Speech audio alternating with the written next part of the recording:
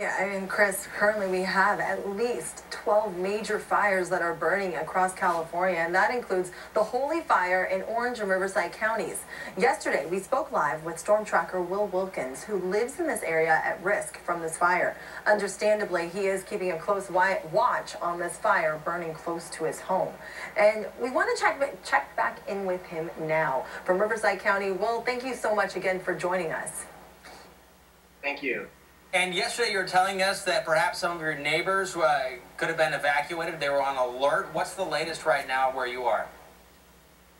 Yeah, yesterday at approximately 2 p.m., they did issue a mandatory evacuation order, and Horse Thief Canyon started to do its evacuations. My family and a few of our neighbors, we opted to stay, but it looks like about 2/3 of the community did evacuate. As of this morning, it appears that the mandatory order, there was an expiration of 6 a.m. They are letting some residents back in to allow them to get personal belongings that they didn't get yesterday, or medication, or the ones that were not able to get in last night. So there is there's that going on. As far as the fire is concerned, there's a hot spot that flared up within the last hour. It's right in front of me that I'm looking at right now. I do see some flames. The smoke has kind of laid down close to the ground, so it's very smoky. The temperatures are not as hot as they were yesterday at this time, but and winds are picking up out of the west. They seem to be about 10 miles per hour. So, as far as the next move for you, what is your game plan? Are you still planning on doing this watch and wait? Yes, we're going to do a watch and wait because it appears that the threat at Horse Thief has subsided, at least the critical threat. I did a quick survey this morning. The fire department has left and repositioned in other areas, such as Lake Elsinore. The McVicker Canyon area seems to be where the focus of attention is today. The smoke on the ridge looks different than what it looked like yesterday. I believe what we're looking at right now is video from yesterday. And this was the scene yesterday, and today it looks a little bit different. Is it more of an encouraging sight? Also, have you seen firefighters, any of the planes coming overhead? I know yesterday you mentioned that that was not the case. Did that change yesterday, or has it changed today?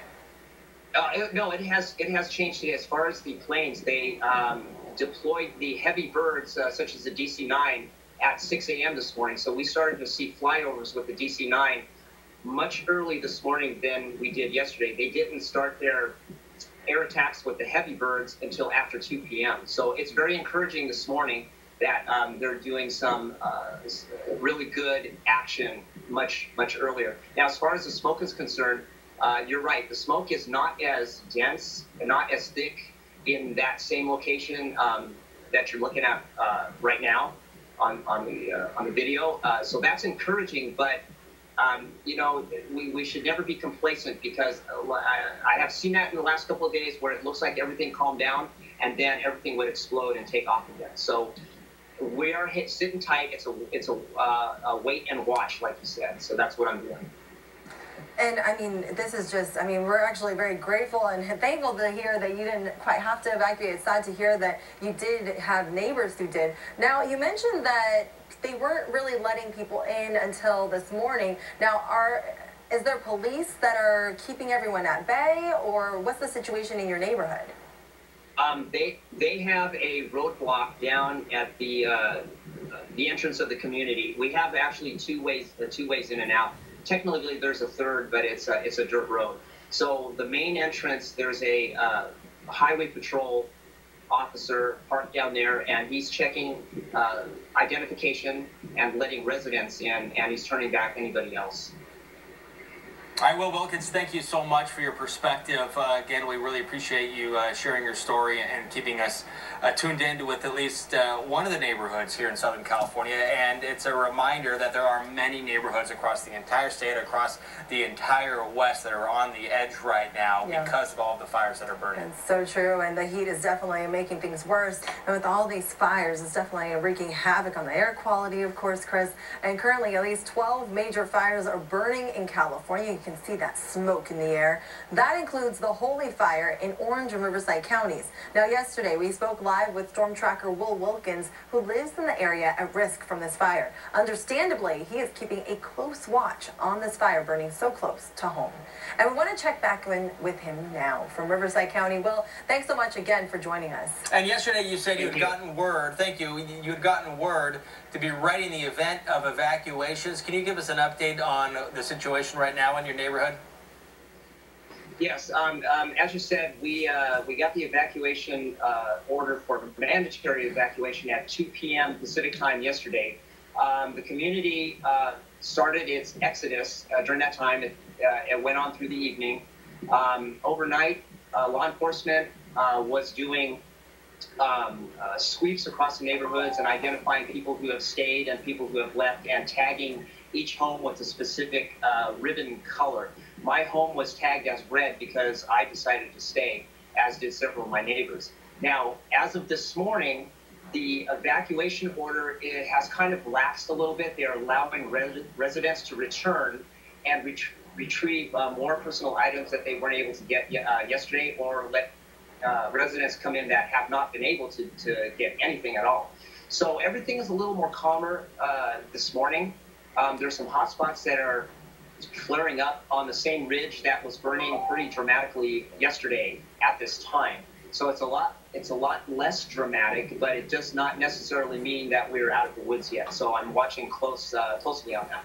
It's so true. I mean, we were just showing our viewers the footage from yesterday compared to today. The smoke doesn't look as ominous. However, you did mention that you were wearing a mask off and on yesterday. Are you still wearing a mask, and how are you protecting your home from additional smoke entering your house and also keeping a close eye on any additional flames?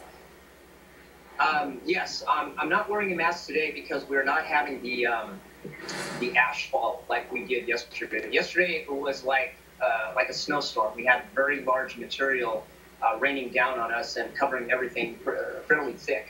Today, that's not happening. It's more smoky, so it's just a fine kind of hazy smoke going on. It smells, but not needing to wear any kind of mask protection. However, as far as keeping the house protected from all that, we have everything closed. We have all the windows closed. Everything is sealed tightly except for when we have to come inside and out. The only exception is my garage door is open, and so I am getting material coming in, but it's not as bad as yesterday. What have you seen as far as firefighting efforts go? Well, last night the fire department had a strike team set up on the south side of the community, which was the area of concern with flames coming down.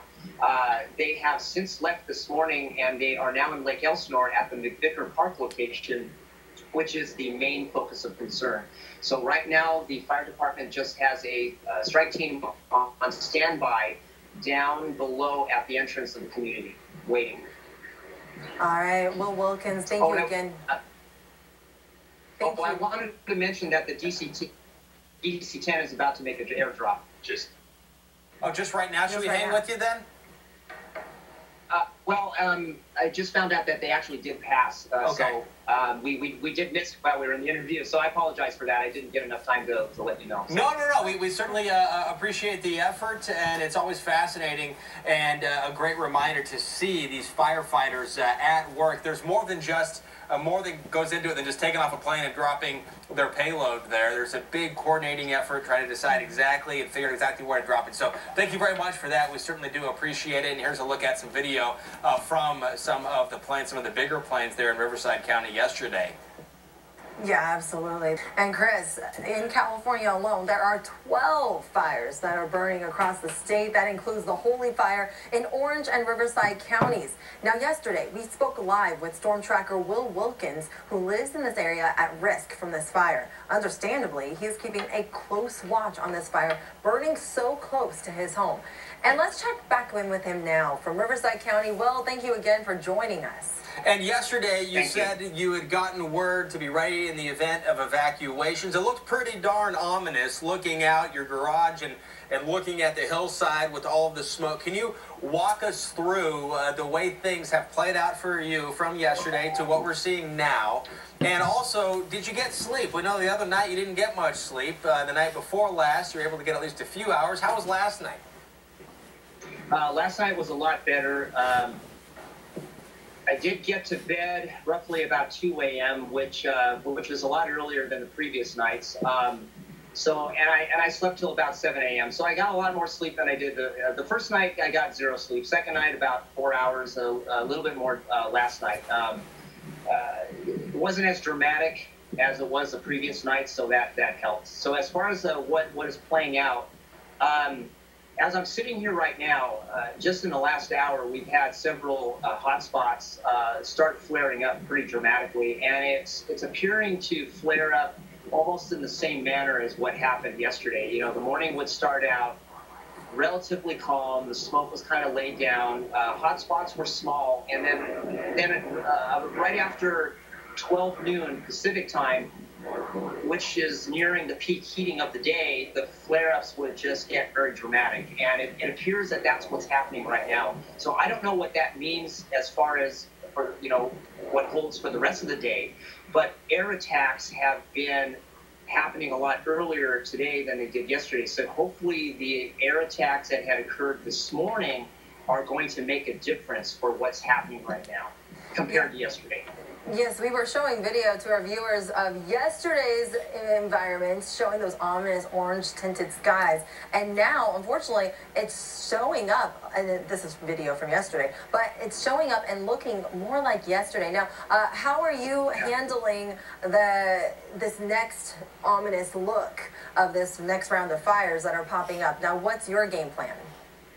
Well, we're a lot more prepared today than yesterday, just because we had enough time to get all our provisions ready in our vehicles in case we had to forcefully leave in the event that the fire became catastrophic.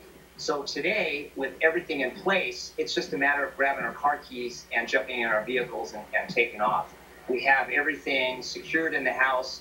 It's just a matter of getting the signal and leaving. So we're a lot better prepared today than yesterday.